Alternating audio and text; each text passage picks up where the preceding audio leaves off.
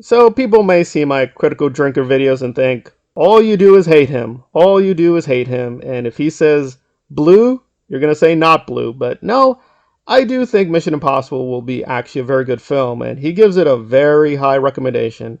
But of course, he does it with his usual alt-right politics attached. Reckoning is exactly the kind of movie we've been crying out for now more than ever. A fun, action-packed, smartly written piece of glorious, adrenaline-fueled escapism that gives modern Hollywood a gigantic middle finger, starring a man who understands exactly what his audience wants, and made by people whose only goal is to entertain the viewer from That's right, everyone. They made Mission Impossible 7 in Antarctica, underground, with clowns in a very radical theater company. Meanwhile, the rest of us, yeah, it's a Hollywood film. It's not made against Hollywood, you idiot. And that's the deep irony because even though Drinker really pumped this up and gave it a full recommendation, Mission Impossible 7 is not doing well. It did okay in terms of box office, but if you really look at the numbers, this is pretty disappointing because, again, they expected a kind of maverick, massive billion-dollar hit, and it looks like it will do okay, but it's not going to do great. And the question is why? And here we're going to turn to Grace, who I think is a little bit less crazy than Critical Drinker, and she has some interesting thoughts on why it didn't do as well as it could have. In previous Mission Impossible movies. And Tom Cruise, it seems, even after Top Gun Maverick made $1 billion, still does not have particularly broad appeal. Some in the industry, a lot of people are doing some Monday or Sunday, Monday quarterbacking here. They're like, Cruise, baby. Why don't you, if you're going to add new characters to every installment of Mission Impossible, why don't you add some popular younger stars, right? I mean, Henry Cavill, Fallout still did well, not amazing, but Henry Cavill helped that movie a lot. That was a good choice. Well, her main theory, I think, could be wrong. Maybe it is true if they had Henry Cavill or someone else, that would have improved the box office. And I don't think Tom is being greedy, but the problem is, if you use people like Henry Cavill, well, you got to pay them. And also that takes attention away from you. And here, almost everyone is a lower star than him. They're all either veterans or they're up-and-comers. He's the main star. They're selling him.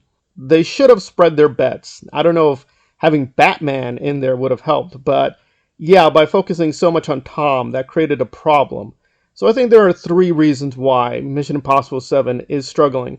And it may shock people, but superhero films are still making money. The only not superhero film that really did really well is Avatar. But recently, you look at the things that have made money, it's Guardians of the Galaxy, Multiverse of Madness, and yes, DC is struggling. But you look at the really big hits, they still remain superhero films. So superhero films are still making a lot of money. Just because DC is struggling does not mean superhero films are struggling. So not being an MCU film is actually hurting Mission Impossible a lot. For whatever reason, this generation really likes the superhero stuff, and not being superhero puts you at a disadvantage. The second reason is very ironic and plays into Drinker is that they're really going all in on Freedom and the Jim Caviezel film, but the problem is those are competing audiences. So people who might have paid for the Tom Cruise film are now going to pay for the Freedom film. And guess what? Critical Drinker recommends that too. People with limited budgets have a choice. You support Freedom or support Tom Cruise.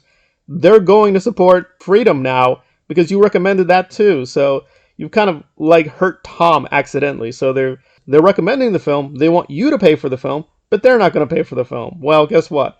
People aren't going to do that. So accidentally backstab Tom Cruise, their new savior.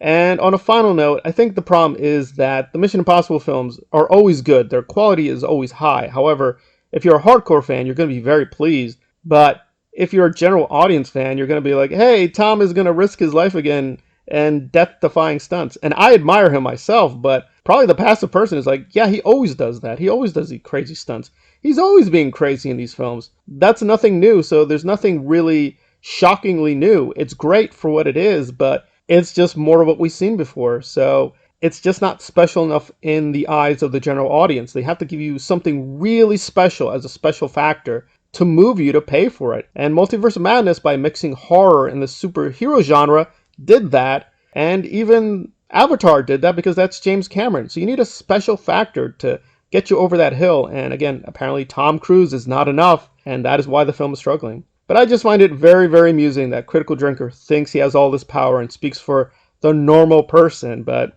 nope, it's been shown he's just talking to himself.